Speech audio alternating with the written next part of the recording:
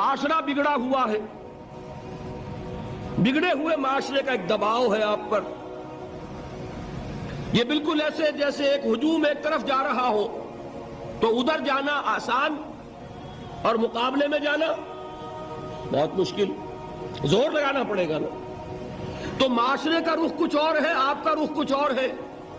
معاشرہ نہ خدا کو جانے نہ رسول کو جانے. آپ چاہتے ہیں اللہ اور اس کے رسول کے حکم پہ چلنا، کشمکش کرنی پڑے گی کہ نہیں؟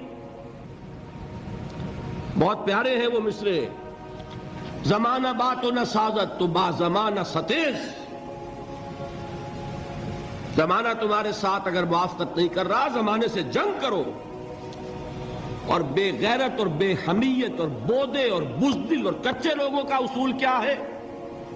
زمانہ بات و نہ سازت تو با زمانہ بساز.